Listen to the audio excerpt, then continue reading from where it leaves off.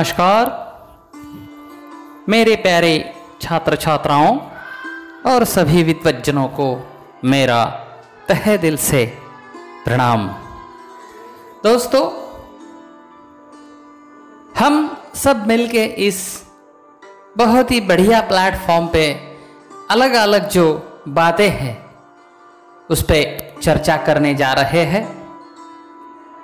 मेरे बहुत से प्यारे छात्र मुझे बारंबार मेरे चैनल पे कमेंट करते हैं कि हर एक निबंध हो, कहानी हो या कविता हो, हमें अंग्रेजी और हिंदी या मराठी भाषा में भी पढ़ाइए।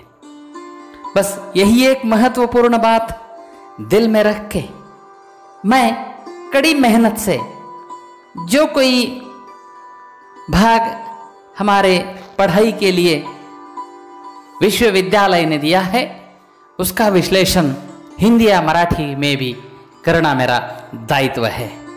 और उसी हिसाब से दोस्तों, इस वीडियो में हम भारत रत्न डॉक्टर बी.आर. अम्बेडकर और डॉक्टर बाबा साहब अम्बेडकर इन्होंने लिखा जो अंग्रेजी निबंध है, अंग्रेजी में जिसका नाम है द एनिहिलेशन ऑफ कास्ट, उसका हम हिंदी या मराठी में अनुवाद जातीयंत कहेंगे। इस निबंध के बारे में मैं जो प्रथम वर्ष कंपलसरी अंग्रेजी में 20वां भाग है उस पे संक्षिप्त में चर्चा करने जा रहा हूं। मेरे प्यारे दोस्तों और मेरे छात्र छात्राओं, ये मेरा उत्तरदायित्व है कि पहले इस निबंध के बारे में थोड़ा सा आपको ज्ञात करो। दोस्तों, डॉक्टर बाबा साहब अम्बेडकर जी को पूरा विश्व the symbol of knowledge, the man of letters और दीन दलितों का उद्धारक इसी नाम से पूरा विश्व जानता है। मेरे प्यारे दोस्तों, डॉक्टर बाबा साहब अम्बेडकर जी ने जो उनकी जिंदगी हमारे देश के जो वंचित पीड़ित लोग हैं उनके लिए समर्पित किए हैं, उसके हेतु मैं डॉक्टर बाबा साहब अम्बेडकर जी के सामने उनको मैं शत शत नमन करता हूं। मेरे प्यारे दोस्तों, द एनिहिलेशन ऑफ कास्ट जातीयंत नाम का जो ये निबंध है उसकी पार्श्वभूमि बहुत ही रोचक है। दोस्तों, बाबा साहब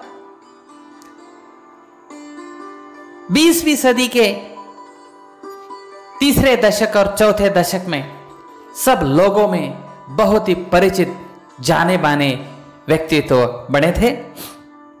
उन्होंने वंचित शोषित गांव के बाहर जो निकाल दिए गए लोग हैं उनके बारे में बहुत ही महत्वपूर्ण विचार स्वतंत्र सेना संग्राम के तहत रखे थे।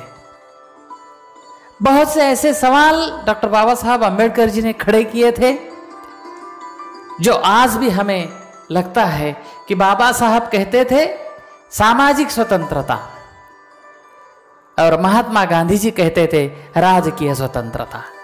और हमारे बाबा साहब का एक ही विचार था, आप राजकीय स्वतंत्रता का सोच रहे हो, लेकिन जब राजकीय स्वतंत्रता मिलेगी, लेकिन जो मेरा समाज है, जो गांव के बाहर रहता है, जिनको समाज ने अभी स्वीकारा नहीं है, उनके स्वतंत्रता के बारे में कौन बात करेगा। ये और बहुत सी कुछ बातें सवाल डॉक्टर बाबा साहब अम्बेडकर उठाते रहे हैं। दोस्तों, उसी हिसाब के अंतर्गत लाहौर में द एंटी कास्ट फेडरेशन नाम का एक संगठन चलता था। उसका हिंदी में अनुवाद जात पात तोड़क मंडल ऐसा होता है। और इस जात पात तोड़क मंडल ने लाहौर में 1936 को एक परिषद बुलाई थी और उस परिषद का अध्यक्ष स्थान, अध्यक्षीय भाषण करने के लिए डॉक्टर बाबा साहब अम्बेडकर जी को पाचारण किया गया था। दोस्तों, ये डॉक्टर बाबा साहब अम्बेडकर की खासियत है। आप उन्हें कौन सा भी विषय दीजिए, वो विषय को इतना सखोल उसका अध्ययन करके उस पे विस्तृत लिखते थे। और जैसे ही बाबा साहब अम्बेडकर जी को इसका निमंत्रण आया कि चलो जात पात तोड़क मंडल का अध्यक्षीय भाषण करना है, तो बाबा साहब ने इसका भाषण 15 दिन सोच के अलग अलग संदर्भ लेके एक 60-70 पानों का भाषण लिखा था। दोस्तों, ये जो ओरिजिनल भाषण है वो 26 भागों में है। अलग अलग संदर्भ है, वेदों के, शास्त्रों के, रामायण के, महाभारत के, बुद्धा एंड इस धम्मा, और विश्व में जितने भी कोई धर्म है, जितने भी समाज है, उन सब के संदर्भ ये 26 जो भाग है एनिहिलेशन ऑफ कास्ट के उसमें है। दोस्तों, ये इस वीडियो में हम बाबा साहब अम्बेडकर जी का 20वां भाग, उन्होंने लिखे वाला 20वां भाग ही देखने वाले हैं। लेकिन दोस्तों, आपको एक बहुत ही बढ़िया बात और बताना चाहता हूं। जात पात तोड़क मंडल बाबा साहब जी को बुलाना चाहता था, उनका भाषण सुनना चाहता था, लेकिन जैसे जात पात तोड़क मंडल ने डॉक्टर बाबा साहब अम्बेडकर जी ने लिखा हुआ भाषण पढ़ा, जिस भाषण में डॉक्टर बाबा साहब अम्बेडकर ने इस देश की जो समाज व्यवस्था है उस पे उसकी कमर तोड़ डाली थी, ऐसा हल्ला, ऐसा आक्रमण किया था बाबा साहब अम्बेडकर जी ने कि जात पात तोड़क मंडल वाले सभी जो सदस्य थे वो भी हक्का बक्का रह गए, और उनमें ये तय हो गया कि ये भाषण नामुमकिन है। और इसकी वजह से डॉक्टर बाबा साहब अम्बेडकर जी को जात पात तोड़क मंडल ने विनती की कि इस भाषण में का कुछ भाग अब नहीं कहना चाहिए। वो भाग अगर आप उसमें से निकाल के अगर आप भाषण करते हो तो हम आपको अध्यक्षीय भाषण के लिए बुलाते हैं। बस ये बात जब बाबा साहब जी ने सुनी, बाबा साहब जी ने तुरंत इसको नकार दे दिया। बाबा साहब ऐसे इंसान थे। बाबा साहब कहते हैं, तुम जहां भी जाते हो खुद का विवेक इस्तेमाल करो। और इसके हिसाब से बाबा साहब के दिल को यह भी लगा कि अगर जात पात तोड़क मंडल ही अगर ऐसी बातें नकारता है तो फिर इस देश में समानता कब आएगी। इसके हिसाब से बाबा साहब ने खुद फिर से पत्र लिख दिया जात पात तोड़क मंडल को कि मेरा जो भाषण है उसमें का एक शब्द भी निकाल के भाषण नहीं करूंगा, मैं आना नहीं चाहता। बस यही बात खत्म हो गई। लेकिन बाद में बाबा साहब जी ने ये जो एनिहिलेशन ऑफ कास्ट है, जातियांत है, इसका एक बहुत ही बड़ा रोचक पुस्तक लिख डाला, और वो सब तुम्हारे हमारे आंखों में एक बहुत ही रोशनी डालने वाला है। तो चलो दोस्तों, ये जो निबंध है द एनिहिलेशन ऑफ कास्ट, जातियांत, उसका जो 20वां भाग है उसका थोड़ा सा हम स्वरूप देखेंगे। डॉक्टर बाबा साहब अम्बेडकर जी इस 20वें भाग में पहले ही एक बहुत ही बड़ा रोचक सवाल खड़ा करते हैं कि हमें अगर प्रगति पथ पर चलना है, दोस्तों हम 2021 में हैं और हमें आज भी बाबा साहब अम्बेडकर जी के विचार जीवंत, आज हमें वो पथदर्शी लगते हैं।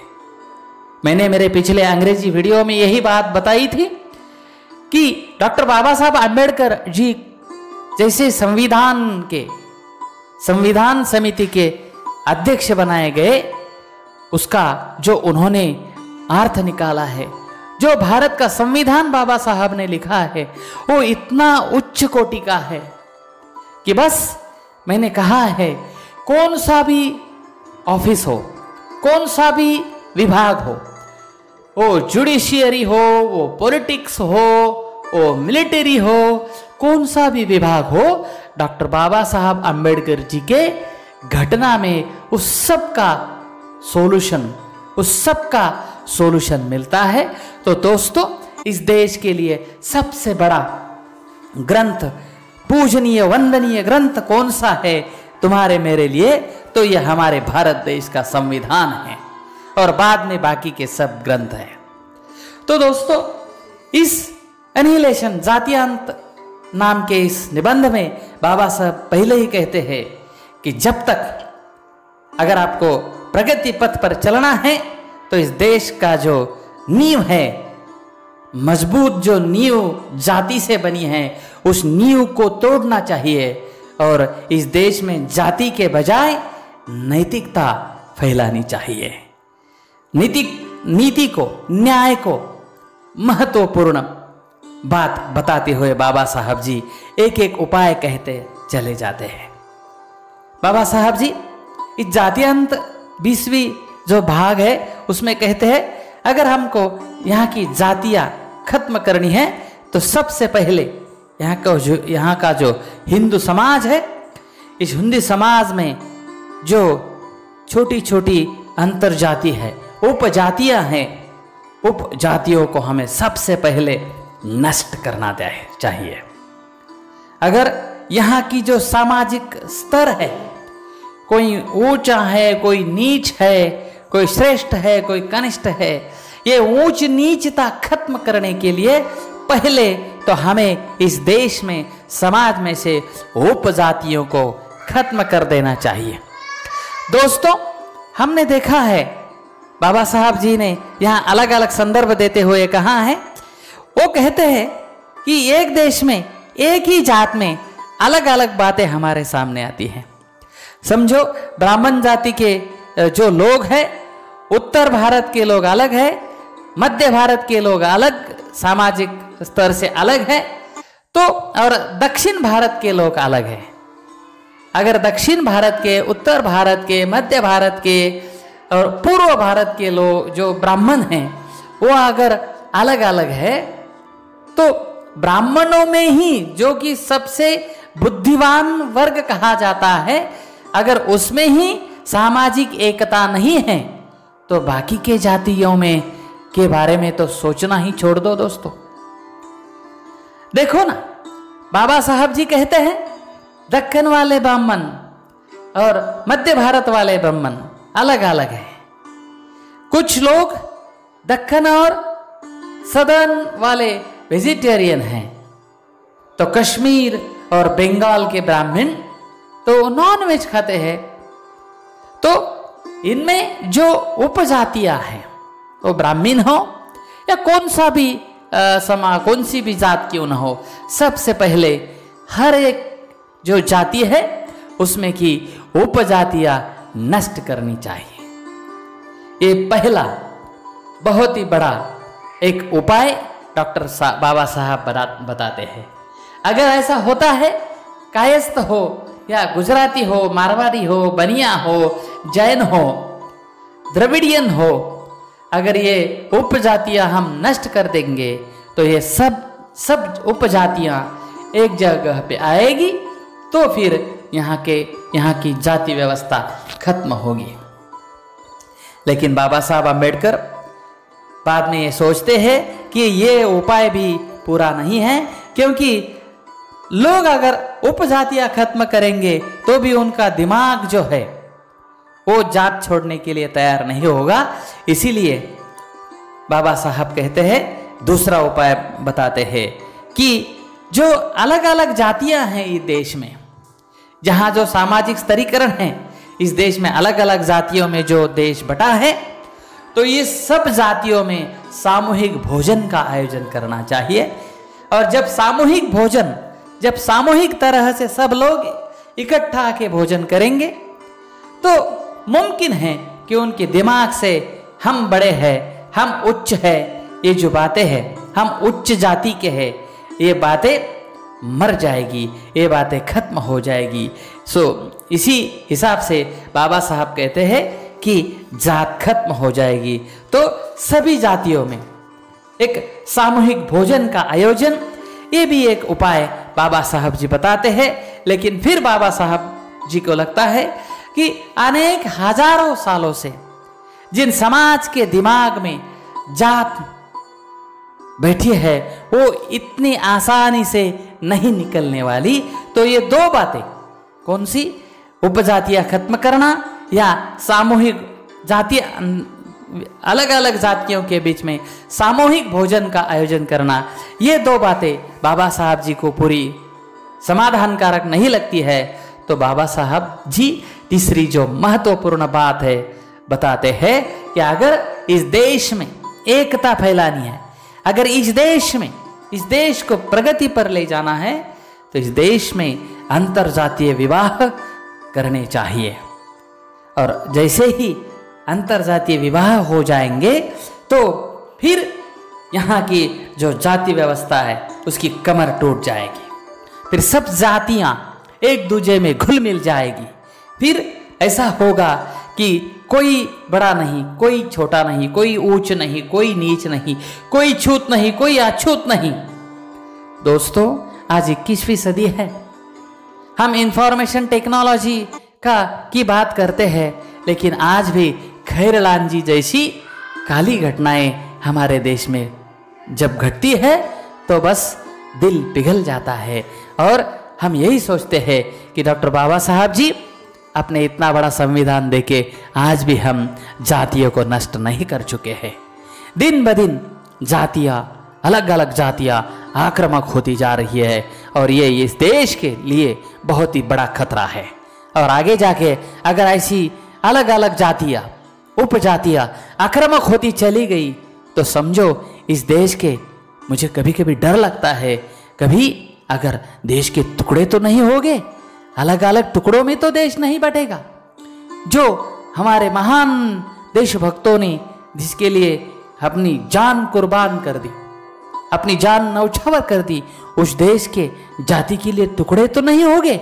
ऐसा भी कभी कभी दिल में मन में एक डर निर्माण होता है दोस्तों। इसीलिए बाबा साहब जी कहते हैं कि ये अगर यहाँ देश अगर एकजुट करना है तो यहाँ अंतरजातीय विवाह करने पड़ेंगे। लेकिन उनको ये भी डर है कि इसकी वजह से बहुत ही बड़ा राजकीय और सामाजिक भूकंप आ जाएगा। इसके लिए हिंदू समाज में से जो अंतरजातीय भोजन है, अंतरजातीय विवाह, ये जो बातें हैं इस समाज में अभी हमें फैलानी पड़ेगी। और उसके बाद बाबा साहब जी कहते हैं जात क्या है, व्हाट इज कास्ट। जो जाति नहीं है वो जात, हमारे दिमाग से जात जाति नहीं है दोस्तों। इसीलिए हमें हमारा दिमाग बदलना चाहिए, हमारे दिमाग से जात निकालनी चाहिए, हमारे दिमाग में देश पहले आना चाहिए, हमारे दिमाग में पहले मानवता आनी चाहिए। अगर हमारे दिमाग से धर्म बाद में और मानवता पहले, अगर ऐसी बातें रूझना चालू हो जाएगी तो समझो इस देश की जातियाँ खत्म होगी और हम एक बहुत ही बड़ा महान देश इस जग में कहलाए जाएंगे। तो दोस्तों, ये जो तीसरी बात है तो बाबा साहब जी हमारे सामने रखते हैं, इस पे भी उनका समाधान नहीं है। और फिर बाद में चौथी बात बताते हैं, वो कहते हैं कि अगर इस देश को उपजातियां खत्म करके, सामूहिक भोजन करके, अंतरजातीय विवाह करके अगर हम जातियां नहीं नष्ट करते हैं तो चौथा महत्वपूर्ण उपाय बाबा साहब बताते हैं। यहाँ की जो शास्त्रों की जो पवित्रता है, कोई भी कहता है कि शास्त्र में ऐसा है, शास्त्र में वैसा है, तो ऐसा शास्त्र कैसा भला, ऐसा शास्त्र कैसा भला हमें स्वीकार होगा जो मानव में भेद करेगा। ऐसा शास्त्र नहीं स्वीकारना चाहिए। हर एक को दो आंखें हैं, दो हाथ है, एक दिमाग है। हम कोई भी पढ़ाई करके बड़ा हो सकता है, कोई कलेक्टर होगा, कोई बड़ा मामलेदार होगा। तो दोस्तों, पहले हमें ये जो शास्त्र है, इनकी जो हम पे बंधन है, वो हमें तोड़ने चाहिए और शास्त्रों को नकार देना चाहिए। इसीलिए ये हमारा दायित्व है, ये सभी पढ़ी लिखे लोगों का उत्तरदायित्व है कि लोगों के बीच हम जब भी हमारे विचार रखें तो शास्त्रों के बारे में न कह के हम सबको एक करने का, सबके दिमाग से जात निकालने की बहुत ही महत्वपूर्ण बात करनी चाहिए। और दोस्तों इसीलिए हम शास्त्रों का खंडन करना चाहिए। शास्त्रों का जो इलॉजिकल बातें हैं वो हमें नकार देनी चाहिए। तो कहते हैं कि शास्त्रों की जो बातें हैं, चौथा उपाय है हिंदू समाज से शास्त्रों की बातों का खंडन करके हिंदू समाज में सद विवेक, समानता, मानवता, नीतिमत्ता, एकात्मता ऐसी बातें यहाँ रुझाने की जरूरत है। इसीलिए हमें ये बात महत्वपूर्ण लगती है।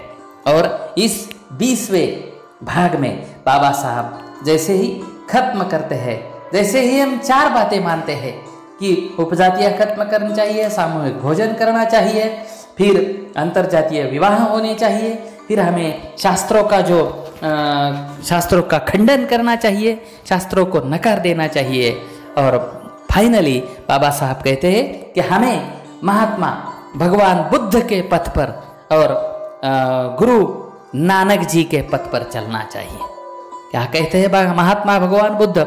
अपो दीपो भव अथ दीप भव, खुद प्रकाश बनिए। क्या कहते हैं गुरु नानक भी कहते हैं खुद पे विश्वास रखिए। जो इंसान खुद पे विश्वास नहीं रखता है उसे कोई ईश्वर नहीं बचा सकता। तो दोस्तों बाबा साहब जी ये जो निबंध है इसका समारोह ये 2 बातों से करते हैं कि हमें महात्मा बुद्ध और गुरु नानक जी के विचारों से चलना चाहिए। तो चलो बाबा साहब जी पहले और आखिर में हमारे लिए, सबके लिए सवाल खड़ा करते हैं कि क्या आप करने के लिए इतना धाड़स दिखाओगे, इतना करेज दिखाओगे? ऐसा करके बाबा साहब यहाँ ये जो 20वां भाग है उसे अंजाम देते हैं, यहाँ खत्म होता है। लेकिन दोस्तों जैसे ही हम ये 20वां भाग पढ़ते हैं तो हमारे सामने भी, हमारे दिमाग में भी अलग अलग बातें आते हैं। दोस्तों कहाँ जा रहे हैं? हमें क्या करना है? हमें हमारा देश बहुत ही महान बनाना है। जिन धुरंधरों ने अपनी जान न्यौछावर कर दी, इस देश को अगर हमें बड़ा बनाना है तो हमें हर एक के दिमाग से पहले जात और जाति के अंतर्गत ऊंच नीचता खत्म कर देनी चाहिए। और जैसे ही हमारे दिमाग से ऊंच नीचता खत्म होगी वैसे ही हमारे सब में सामाजिक एकता, हम सब समान हो जाएंगे। और दोस्तों सब तरफ रिजर्वेशन का सवाल उठता है। दोस्तों जिस दिन ये सामाजिक स्तरीकरण खत्म होंगे, जो 4 स्तर है उसके खत्म होंगे, जैसे ही इस देश में जो आर्थिक जो घड़ी यहाँ बिगड़ी है, जब आर्थिक समानता होगी, जब सामाजिक समानता होगी, तो दोस्तों कोई भी आरक्षण नहीं मांगेगा। सब लोग यहाँ क्वालिटी पे सब लोग इक्वल हो जाएंगे और नेचुरली नैसर्गिकता आरक्षण खत्म होगा और सब लोग समान होंगे। लेकिन जो दोस्तों जब तक गांव के बाहर वाला इंसान जब तक कोसों दूर है विकास से, तो जब तक सुविधाएं वो उन तक पहुंचती नहीं तब तक तो आरक्षण रहेगा ही रहेगा। तो ये बहुत और कुछ बातें हमारे सामने आती है। लेकिन दोस्तों छात्रों ये हमारा उत्तरदायित्व है कि हम हमारे दिमाग से अपनी जाति की श्रेष्ठता निकाल दें और इस देश को बड़ा बनाएं। देश का तो सोचे ही, लेकिन हमारे घर को, हमारे समाज को, हमारा देहात हो, हमारा तालुका, हमारा जिला हो, हमारा देश हमारा बहुत ही बड़ा लक्ष्य रहना चाहिए। इसकी वजह से सबसे पहले अगर हमारे देश को हमें ऊंचा उठाना है तो हमें जातियाँ खत्म कर देनी चाहिए। बस यही एक महत्वपूर्ण बात मैं रखता हूँ। और डॉक्टर बाबा साहब अम्बेडकर जी ने जो अलग अलग किताबें लिखी हैं, जो बहुत ही बड़ा खजाना तुम्हारे मेरे लिए खुला किया है। दोस्तों 5000 पेज का PDF फाइल अंग्रेजी में बाबा साहब जी का the complete literature of doctor Baba Saheb Ambedkar नाम से उपलब्ध है। आप गूगल पे जाके ये PDF डाउनलोड कीजिए और डॉक्टर बाबा साहब अम्बेडकर जी के सभी जो लिखे हुए पुस्तक है, बड़े कष्ट करके लिखे हैं, उन्हीं सब किताबों का अध्ययन अध्यापन कीजिए और खुद का विवेक, खुद का कॉन्सायंस जगाइए और खुद बड़ा बनिए। अगर आपको जिंदगी में कुछ बनना है तो बस आपके सामने एक ही आइडॉल, एक ही आदर्श रखो और वो आदर्श है डॉक्टर बाबा साहब अम्बेडकर। बाबा साहब अम्बेडकर जी को आदर्श रख के अपने जिंदगी का, अपने जीवन का पथ क्रमण करते चलिए। मैं आपको वचन देता हूं, बाबा साहब जी आपको कहीं भी निराश नहीं करेंगे। तो चलो दोस्तों, बाबा साहब अम्बेडकर जी को हम हमारा आइकॉन मान के हमारी जिंदगी और हमारा देश रोशन करेंगे। यही एक बात आपके सामने रख के मैं मेरी वाणी को विराम देता हूं। फिर मैं आपको विनती करता हूं कि मेरा चैनल सब्सक्राइब कीजिए और ये जो बातें हैं अपने दोस्तों की तरफ, अपने दोस्तों तक भेजिए। बस यही एक विनती करता हूं और मैं मेरे वाणी को विराम देता हूं। धन्यवाद दोस्तों, धन्यवाद।